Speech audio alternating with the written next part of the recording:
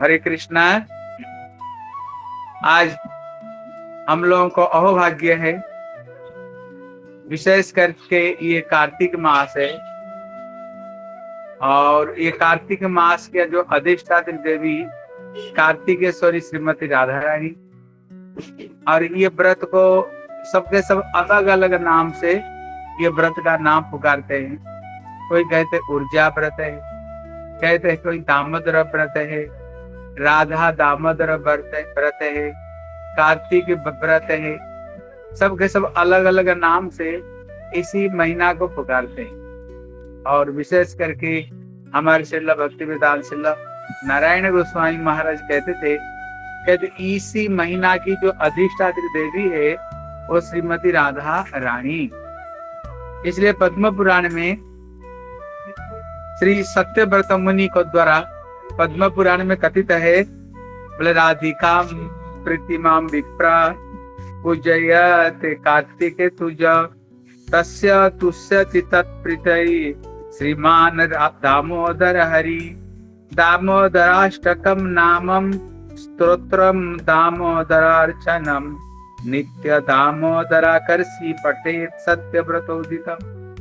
यहाँ पर कहते राधिका प्रीतिमा विप्रा पूजयत कार्तिक जुत। इसलिए अगर कोई इस कार्तिक महीना में राधा रानी की प्रीति के लिए अगर कोई राधा रानी को कोई अर्चन पूजा करते हैं, करने पर क्या होता है, तस्य तुष्यति तत्प्रीतये श्रीमद दामोदर हरि।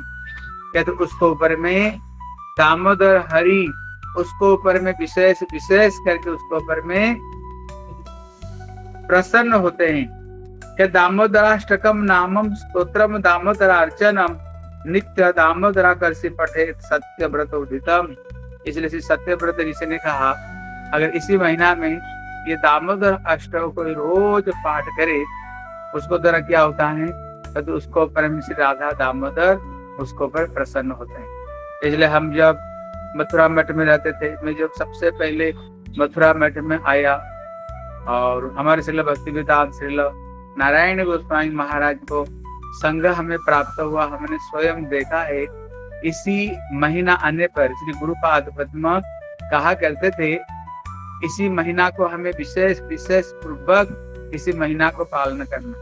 कहते हम ही पालन करते हैं, गुरुदेव ये नहीं कहते थे, बोले इसको नारद स्वयं चातुर्मास व्रत में जब साधु लोग इनको गांव में आए और 4 महीना तक साधु लोग रहे, नारद इसी 4 महीना में साधुओं का संग को प्राप्त करके और उन्होंने विशेष करके भगवत भक्ति और भगवत प्रेम को प्राप्त किया। और इसी महीना में ही है श्री चैतन्य महाप्रभु भी जब गए थे दक्षिण भारत में, वहां पर भी हम लोग श्रवण करते हैं और 4 महीना तक श्री रंगम में महाप्रभु रुके, जहाँ पर श्री गोपाल भट्ट गोस्वामी का को महाप्रभु का संग प्राप्त हुआ। और महाप्रभु भी ये चातुर्मास व्रत को पालन करते थे। इसलिए सत्य युग से लेकर के कलि युग तक दिखाई पड़ता है ये राधा दामोदर व्रत को और चातुर्मास को सबके सब वैष्णव लोग पालन करते हैं। इसलिए गुरुदेव कहते थे इसी महीना की अधिष्ठात्री देवी जैसे श्री पुरुषोत्तम महीना उसका अधिष्ठात्री देवता श्री पुरुषोत्तम श्री जगन्नाथ जी, लेकिन इसी महीना की अधिष्ठात्री देवी कौन, बोले श्रीमती राधा रानी। और राधा रानी कौन है, कहते करुणा कुरुमयी करुणा भरिते। राधा रानी अत्यंत दयालु है, जिसको श्री प्रबोधानंद सरस्वती कहते हैं।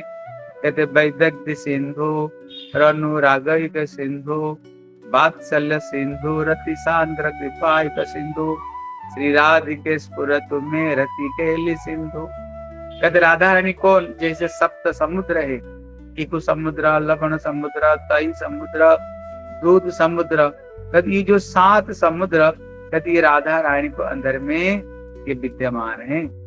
इसलिए राधा रानी करुणा की सिंधु, वात्सल्य सिंधु है, कृपा सिंधु, वैदग्ध्य सिंधु, रस सिंधु।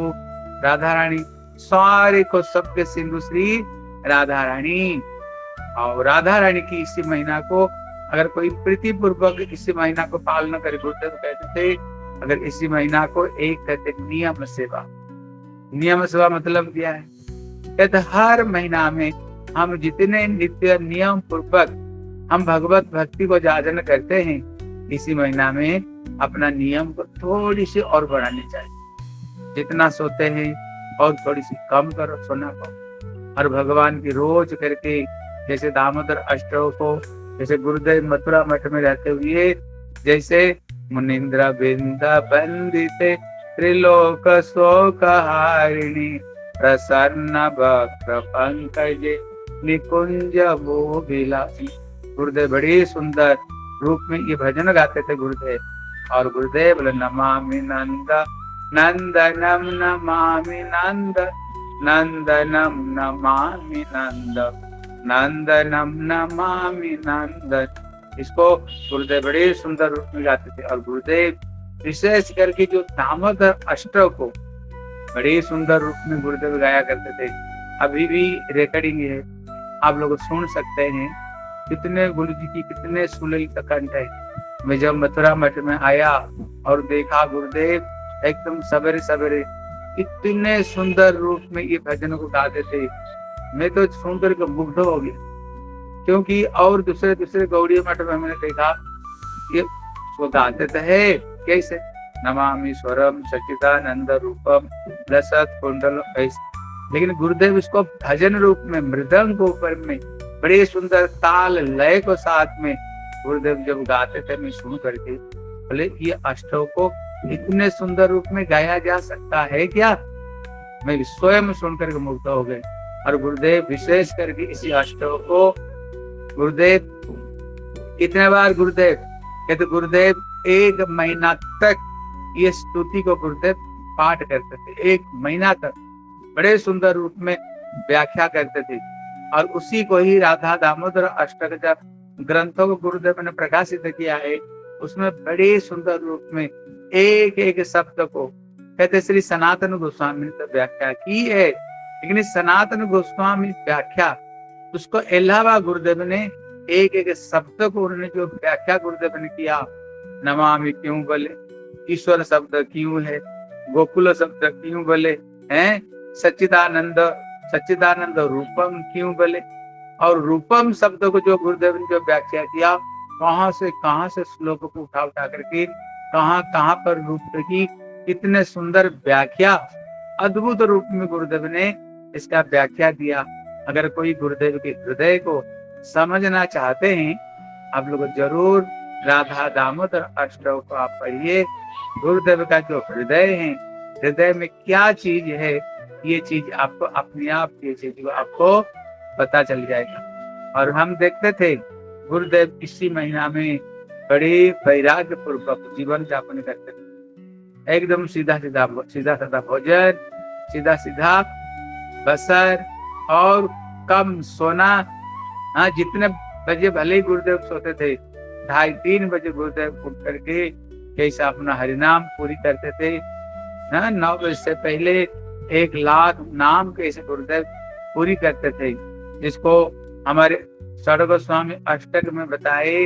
बोले संख्या पूर्वक नाम गान नति कालावसानी कृतौ निद्रा आहार विहार का विहितौ चात्यंत दीन चजौ राधा कृष्ण गुण स्मृतेन मधुरिमान सन्महितौ वंदे रूप सनातनम रघुयुगौ श्री जीव गोपाल कौ।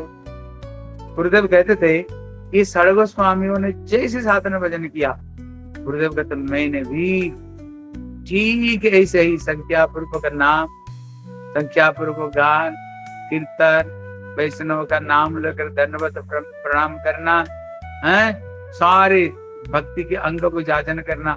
गुरुदेव विशेष करके हम लोग देखते थे कार्तिक महीना में गुरुदेव कितने कठोर पूर्वक गुरुदेव ने ये सारे महीना को पालन करते थे। 1 महीना को और पूरा ब्रजमंडल परिक्रमा 1 महीना तक सारे लीला स्थलियों को हम लोगों को लेकर के वहां बैठ करके, हाँ, अभी भी गुरुदेव का रिकॉर्डिंग अगर सुनना चाहते हो, अभी भी गुरुदेव का रिकॉर्डिंग आपको मिलेगा। गुरुदेव कहाँ पर जा करके क्या क्या सुंदर सुंदर, कितने सुंदर गुरुदेव हरि कथा बोलते थे। अब विशेष कर गुरुदेव कहते थे, गुरुदेव कहा करते थे, नारद जी भगवान से वरदान मांगे। क्या वरदान मांगे? आप जहां जहां लीला आपने किया है भक्तों को साथ में, अगर गुरु वैष्णव के अनुगत्य में उस स्थान पर कोई जाए, वहां पर बैठे, वो लीला कथाओं को सुने, वहां पर जमीन के ऊपर में लौट पट उठाए, वहां का धूलि लगाए, तो ब्रज का धूलि कोई साधारण नहीं, चिंतामणि प्रकर सत्म सुकल्प, सब चिंतामणि है, सारी चिंता को पूरी करने वाले, वो यहाँ का धूलि सारी इच्छा को पूरी करने वाले।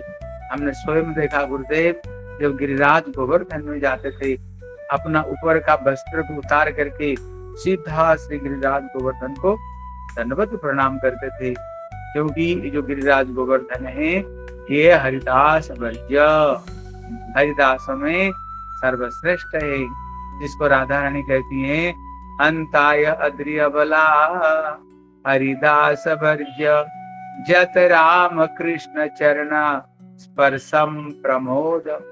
गुरुदेव यदि हरिदास सर्वश्रेष्ठ भगवान की सेवक में ये सर्वश्रेष्ठ है, जिनके चरण में नारद जी, ब्रह्मा जी, हमारे सनातन गोस्वामी, रूप गोस्वामी, विश्वनाथ चक्रवर्ती, जीव गोस्वामी, जितने वैष्णव, यहाँ तक उद्धव स्वयं जब ये ब्रज प्रेम को प्राप्त करने के लिए इच्छा हुई तो उन्होंने गिरिराज में ही आश्रय लिया। नारद भी गिरिराज, हम स्वयं देखते गुरुदेव पूरा खाली शरीर में गिरिराज में तुम लेट करके वहां धूलि में लौट पट उठाते थे और गिरिराज को प्रार्थना करते थे, गिरिराज निज निकट निवास देहि गोवर्धन काम, कृपा करके अपना चरण की निकट में हमें निवास दो और हमारी इच्छा को, अभिष्ट को आप पूरी करो।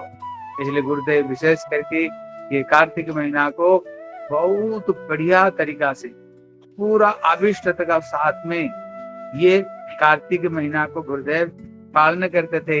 और विशेष करके जो दामोदर जो अष्टक है, दामोदर अष्टक में इसमें सब कुछ चीज, इसमें गुरुदेव कहते थे यहाँ पर दो तरह का स्मरण पद्धति है। कहते एक है एक लीला को आविष्ट होकर के, एक लीला को आविष्ट होकर के वो लीला में एक डूब जाना, एक स्वारस्य की और एक मंत्रमयी।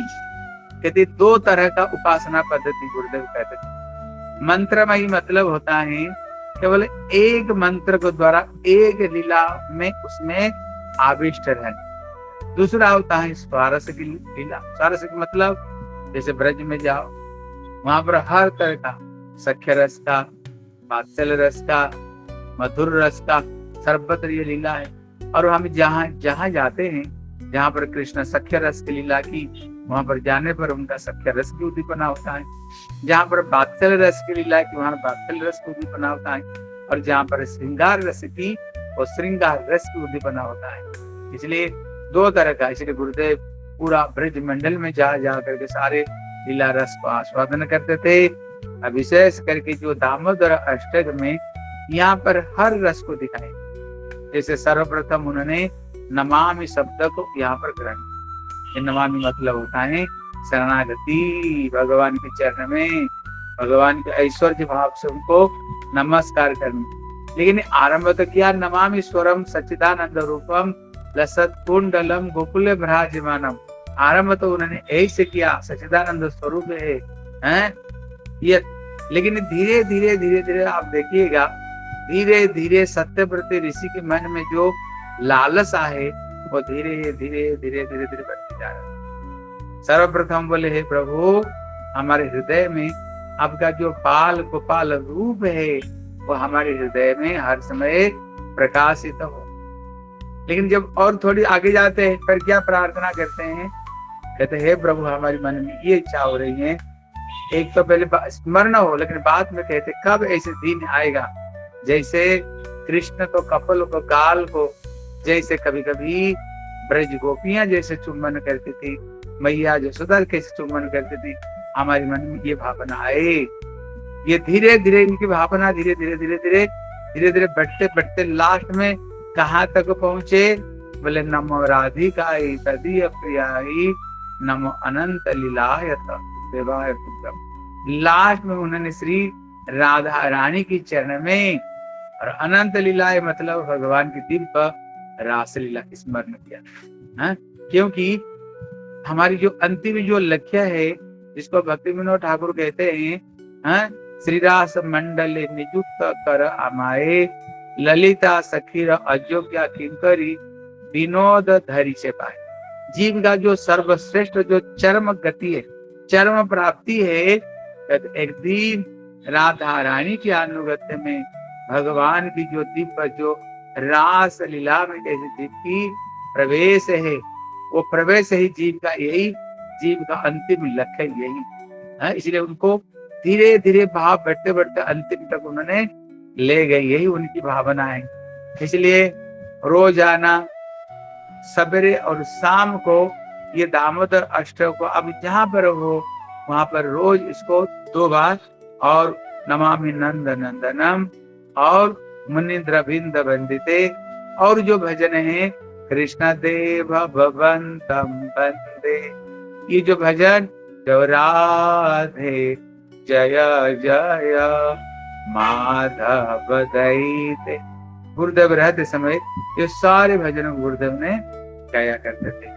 कभी कभी षड गोस्वामी अष्टक है, कभी कभी सच्चिनंदनाष्टकम है, कभी कभी श्री जमुना जी के अष्टक है। ये जो अष्टक को गुरुदेव समय पर ये अष्टक को सब गाते थे। इसलिए आप लोग भी जहां भी आप लोग हो, कोशिश करो हर महीना में जितने जितने हम साधन करते हैं, इसी महीना में और थोड़ी सी साधन और कुछ उठाओ। और दूसरे करके आहार विहार में भी कुछ कुछ भक्तों को हम लोगों ने कहीं कहीं देखा है, इसी महीना में सोरिसो खा रहे, सोरिसो का तेल भी खा रहे, कोई टमाटर भी खा रहा है, कोई घिया भी खाते हैं। नहीं, गुरुदेव विशेष करके हम लोग 4 महीना तक बैगन और घिया, परवल और बीन्स हैं, कहते ये सब चीज हाँ, ये सब चीज को हम लोग तो 4 महीना तक हम लोग इस चीज को ग्रहण नहीं करते हैं। लेकिन अगर जिसको संभव अगर 4 महीना तक किया तो धन्यवाद है। गुरुदेव कहते थे अगर 4 महीना अगर किसी कारण से नहीं कर पाए, लेकिन जो कार्तिक महीना को तो कोशिश करनी चाहिए एकदम स्ट्रीक रूप में, ये कार्तिक महीना को ठीक रूप में कार्तिक महीना को जाजन करने के लिए ये नियम सेवा, इसलिए इसका नाम है नियम सेवा इसी महीना का। और हमारे गुरु जी के मठ में तो हमने देखा 1 महीना विशेष करके कोई गुना हुआ चीज को बाहर से तो कोई चीज खाते नहीं थे, बस इसी महीना में एकदम सारे सब्जी को सीधा करके एक छौंक दे करके बाद खुशी को दाल में सारे सब्जी डाल देते, लास्ट में एक छौंक दे देते, और आलू सीधा और कांचा गला सीधा, उसमें थोड़ी सी घी दे दिया, बस उसको मल दिया, नहीं तो करला सीधा। एकदम इसी महीना में हमारी गुरु जी के बट बड़े स्ट्रिक्ट पूर्वक ये महीना को गुरुदेव रहते समय बड़े स्ट्रिक्ट पूर्वक इस महीना को पालना करते थे। हमें भी कोशिश करनी चाहिए इसी महीना में ज्यादा से ज्यादा अगर हम भक्ति करेंगे तो राधा रानी करुणा कुरुमयी करुणा भरते, राधा रानी बड़ी दयालु, राधा रानी बड़ी कृपालु, राधा रानी बड़ी जल्दी हमारे साधन को देख करके राधा रानी प्रसन्न हो जाएंगे। इसलिए गुरुदेव एक कथा सुनाया करते थे, पढ़ाई करके मैं वो कथा सुनाता हूँ। गुरुदेव कहते देखो इसी महीना की कितने महिमा, जैसे कोई एक भक्त ठाकुर जी के मंदिर में दिया जलाने के लिए दिया धीरे धीरे बुझने जा रही थी, एक चूहा ने तेल खाने का लोभ से आ गया। जब तेल पी रहा था दांत में बत्ती फंस गई, फंसते ही दिया जो बुझने जा रही थी हो गया तेज, और पीछे हटते ही उसने मुंह में थोड़ा आग लग गया। 2-4 बार चूहा ने छलांग लगा दिया, लेकिन ठाकुर जी इतने में ही ठाकुर जी संतुष्ट हो गए। बोले कार्तिक महीना दिया बुझने जा रही थी, चूहा ने क्या किया, दिया उसने तेज कर दिया, और छलांग नहीं माने मेरे को दिया दिखाते हुए मेरे सामने नृत्य कीर्तन किया। ठाकुर इतने में ही प्रसन्न हो गए। अगली जीवन में राजा घर में राजकुमारी बनकर के जन्म हुई, और उसका हृदय में भगवान की प्रति भक्ति बनी रही। फिर भजन करते करते ठाकुर जी अपना गोलोक वृंदावन में अपना दासी पद में उनको नियुक्त कर दिया। गुरुदेव कहते थे अगर इसी महीना में चूहे को अगर ठाकुर जी इतने बड़े पद दे सकते हैं, हम तो भैया इंसान हैं, अगर थोड़ी सी इसी महीना में प्रीति पूर्वक हम भगवान की भक्ति भजन करें तो अब बताओ ठाकुर जी कितने प्रसन्न, ठाकुर जी कितने प्रसन्न नहीं हो सकते हैं। 10 मिनट करते प्रचार हुआ। इसलिए आप लोग इसी महीना को बड़ी प्रीति पूर्वक, बड़े आदर पूर्वक इसी महीना को यथासाध्य आप लोग पालन करो। और हमारी जो आराध्य देवी है वो श्रीमती राधा रानी है। अगर कृष्ण भी अगर हमें वर देना चाहते हैं, गुरुदेव कहते थे क्या कृष्ण से मांगेंगे? गुरुदेव कहते थे श्याम सुंदर शिखंड शेखर मुरली स्मिरा हास मुरली मनोहर राधिका कृपा निधे स्वप्रिया चरण किं करी कुरु। हे श्याम सुंदर, हे स्मिरा हास, हे मुरली मनोहर, अगर आप हमें कुछ देना चाहते हो क्या दो? अपना श्रीमती जो राधा रानी की चरण में हमें भक्ति प्रदान करो, उनकी दासी बनाओ। राधा रानी से क्या मांगनी चाहिए? गुरुदेव कहते थे देवी पाकु भरगत गत आद्य वाचा जाचे निपत्य दंडवत उद्घटाती अस्य प्रसाद मबुदस्य जन सकृत्वा गांधर्वी के निज गणे गणनाम विदे। हे राधे, आपकी श्री चरण में हम बारंबार चरण में प्रार्थना करते हैं। क्या प्रार्थना करते हैं? कहते आपका रजिस्टर में जहाँ पर आपका दासियों का नाम है, लास्ट में हमारे नाम को आप लिख दो। इसलिए यही केवल हमारी काम्य है। और श्री चैतन्य महाप्रभु ब्रह्मा का एक दिन में एक बार आकर के श्री चैतन्य महाप्रभु यही अनर्पित चरिचिरात प्रेम को देना चाहते थे। जो प्रेम के लिए ब्रह्मा, शंकर, उद्धव, नारद भी जो प्रेम के लिए तरसते हैं, लेकिन श्री चैतन्य महाप्रभु बड़े दयालु। और ये जो कलियुग है, ये कलियुग भी साधारण कलियुग नहीं, ये कलियुग को बताया धन्य कलियुग, जिसको श्री लोचन दास ठाकुर कहते हैं के जाबी रे भाई भव सिंधु पार धन्य कलियुगे रचय धन्य अवतार धन्य अवतार। ये कहते हैं ये धन्य कलियुग है। इसी कलियुग में बड़े बड़े देवता लोग भी जन्म लेना चाहते हैं। सत्य, त्रेता, द्वापर युग का लोग भी ये कलियुग में जन्म लेकर के महाप्रभु की धारा में अंतर्भुक्त होकर के, प्रभुपाद की धारा में अंतर्भुक्त होकर के ये लोग भी भजन करना चाहते हैं। इसलिए हम लोग बड़ी सौभाग्यवान, क्योंकि ये महाप्रभु का लाइन में हम लोग आए हैं, महाप्रभु का लाइन में हम लोग आए, प्रभुपाद का लाइन में आए। हमारी करोड़ों करोड़ों जन्म का कोई भक्ति उन्मुख सुकृति जरूर हुआ होगा, नहीं तो हम कभी भी इस लाइन में नहीं आ सकते हैं। लेकिन अभी मेरे जो गुरुदेव कहते थे भक्ति स्वरूप सिद्धांत गोस्वामी महाराज जी का उक्ति है, और प्रभुपाद भी जब अंतिम समय में जा रहे थे, सारे शिष्यों को बुला करके उन्होंने एक ही उपदेश दिया, इसको आप लोग भी गांठ बांध लो। बोले क्या उपदेश है? बोले सत लांछना, सत गंजना, सत अपमान सुन करके भी हरि भजन नहीं छोड़ना, क्योंकि भक्ति जगत में बड़ी बाधा है। यदि यहाँ तक भी देवता लोग भी टांग खींचना चाहेंगे, जो भक्ति करते हो टांग खींचना चाहेंगे, क्योंकि इनके मन में भी ईर्ष्या होता है।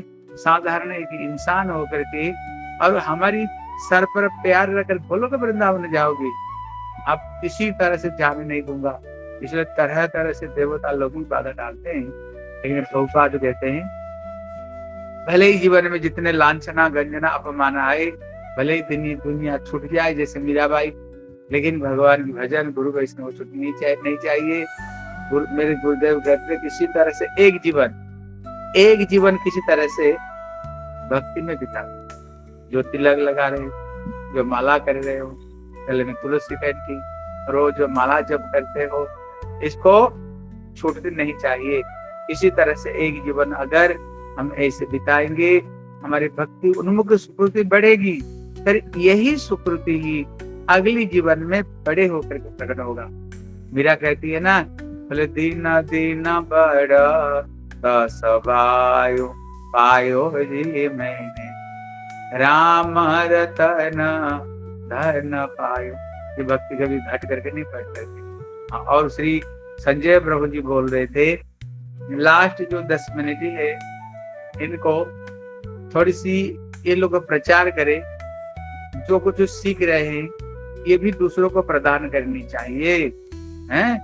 इसलिए श्री चैतन्य महाप्रभु का आदेश है, जारे देखो तारे कह कृष्ण उपदेश, आमार आज्ञाए गुरु हैया तार एदेश। महाप्रभु का यही आदेश है, जिसको देखो उसको भगवान की बात बताओ, बार में बताओ। इसलिए और चैतन्य महाप्रभु लास्ट में कहते हैं, जो मेरे नाम को, मेरे कीर्तन को, मेरे भक्ति को प्रचार करेगा, महाप्रभु कहते हैं लास्ट में फिर आकर के तुम मेरे पास में फिर तुम मेरे को मिलो। कृष्ण भी कहते हैं सबसे ज्यादा प्रिय मेरे कौन है? कहते वही सबसे ज्यादा प्रिय है। जगत में जितने जीव है ये सब मेरे बच्चे हैं, लेकिन मेरे को भूल करके इस संसार में दुख कष्ट को भोग कर रहे हैं। जो मेरे खोए हुए बच्चे को जो मेरे पास में वापस ले आते हैं, कहते मैं सबसे ज्यादा उसको ऊपर में प्रसन्न होता हूँ। इसलिए प्रभुपाद जी कहते हैं, ये माया में जो भूले भटकते हुए जो जीव है, अगर इनको भगवान की कथा सुना करके किसी तरह से एक व्यक्ति को जो मेरे चरण में ले आते हैं, उनको फल कितना मिलेगा? प्रभुपाद कहते हैं, कोई अगर कोटि कोटि अस्पताल खोल दे, कोटि कोटि स्कूल कॉलेज खोल दे, उसमें जो उनको पुण्य मिलेगा, अगर एक व्यक्ति को कोई भक्ति में ले आए, उसको अनंत करोड़ों गुण में ज्यादा पुण्य मिलेगा। प्रभुपाद कहते, इसलिए आप लोग सब लोग उत्साहित होकर के यहाँ पर संजय प्रभु को क्लास देते हैं। लगता है आपको बड़े लंबे दिनों से संजय प्रभु आपको कथा दे रहे हैं। आप लोग तो बहुत कुछ सुने होंगे, बहुत सीखे होंगे। अब विशेष करके अभी शायद मुझे लगता है 12 बजे अभी एक एक श्लोक सबको याद करने के लिए कहते हैं। अब कैसे प्रचार कैसे करोगे, हैं? दूसरों को भगवान के बारे में कैसे समझाओगे, हैं? ये चीज को प्रभु जी आपको बहुत परिश्रम करते हुए प्रभु आपको पीछे इस शिक्षा को दे रहे हैं आप लोगों को। इसलिए आप लोग सब के सब इनको पास में ऋणी है। ये एक तरह से आप लोगों का शिक्षा गुरुदेव है। इसलिए आप लोग जितना सीखे हो उतना आप दूसरों को बोलने के लिए कोशिश करना। इसलिए स्वयं भी अपना हरिनाम को स्वयं अच्छे तरह से भी हरिनाम को करो। भक्ति अंग को भी आप लोग स्वयं भी अच्छे तरह से भक्ति अंग को जाजन करो, क्योंकि जब आप स्वयं भक्ति का अंग को आप जाजन करोगे, फिर आपके अंदर में जो हरि कथा बोलने का जो ताकत है ना, वो ज्यादा है। क्योंकि आप हरिनाम कर रहे हो, भजन कर रहे हो। जैसे कोई व्यक्ति जब रसगुल्ला खाता है, उनको पता है रसगुल्ला में क्या स्वाद है, फिर तो दूसरों को बता सकता भैया रसगुल्ला में इतना स्वाद है। इसलिए जब हम भजन करेंगे, फिर जब भजन का आनंद हमें प्राप्त होगा, हम भी दूसरों को भी पिलाना शुरू करेंगे। इसलिए आप लोग कोशिश करो, अपना अड़ोसी पड़ोसी, अपना जो परिवार के जो लोग है, उनको भी उत्साहित दे करके उनको भी बताओ, आप लोग भी हरि नाम करो, आप लोग भी भगवान की भक्ति करो, हैं? इसलिए महाप्रभु को यही शिक्षा है। पृथ्वी त आशीजात नगरा दिख रहा, सर्वत्र प्रचार है विमरना। महाप्रभु का यही भावना, पृथ्वी में जितने ग्राम, जितने शहर, जितने सब जगह पर मेरे नाम गूंज उठे। सुखी है या लोक मर गाय वे कीर्ति, सब लोग प्रसन्न होकर के मेरे गुणगान करे, मेरे कीर्तन करे। यही महाप्रभु का आदेश है। अब बताओ महाप्रभु का इच्छा कब पूरी होगा? तभी तो पूरी हो सकता है जब हम सबके सब मिल करके महाप्रभु की कथा को प्रचार करेंगे, तभी तो हो सकता है, नहीं तो कैसे होगा? इसलिए गुरुदेव हर समय कहा करते थे, जब परिक्रमा में जब भक्त लोग आते थे, बोलते थे अगली बार कोशिश करना एक एक भक्तों, कम से कम 10-10 भक्तों को लेकर के साथ में आओ। तो गुरुदेव कहते थे 10-10 भक्तों को लाओगे कैसे बताओ? तभी तो ला सकते हो जब आप दूसरों को प्रचार करोगे। प्रचार करना मतलब हरि कथा बोलो। हाँ, और हमने स्वयं ये चीज को देखा है।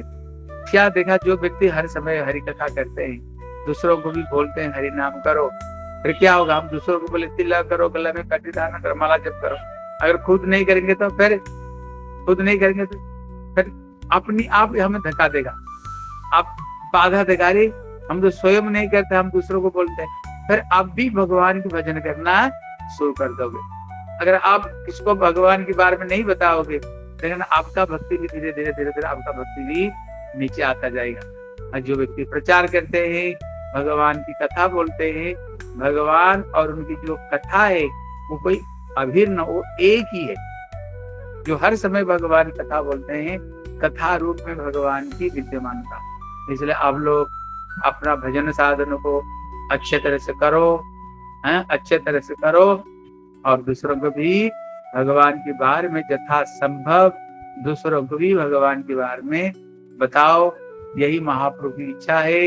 इसलिए किसने प्रभुपाद जी से बोले प्रभुपाद हम तो चाहते हैं हर शहर तुम एक गौड़ीय मठ हो जाए। प्रभुपाद कहते तुम शहर की बात कर रहे हैं, मैं तो सोच रहा हूँ हर गांव में गौड़ीय मठ हो जाए। प्रभुपाद कहते गांव में नहीं, हम चाहते हर एक गौड़ीय मठ हो जाए। प्रभुपाद कहते हर घर नहीं, हर इंसान एक गौड़ीय मठ बन जाए। गौड़ीय मठ मतलब क्या? जब हर व्यक्ति ये तिलक धारण करते हैं, यही तिलक ही हरि मंदिर है, तिलक ही हरि मंदिर है। इसलिए हम चाहते हैं हर व्यक्ति के ललाट पे तिलक हो, गले में तुलसी कंठी हो, और हाथ में भगवान का नाम हो। सब लोग प्रसन्न हो करके हरे कृष्णा कृष्ण कृष्ण हरे हरे, हरे राम राम राम हरे हरे। सब लोग सबके सब हरि नाम करें।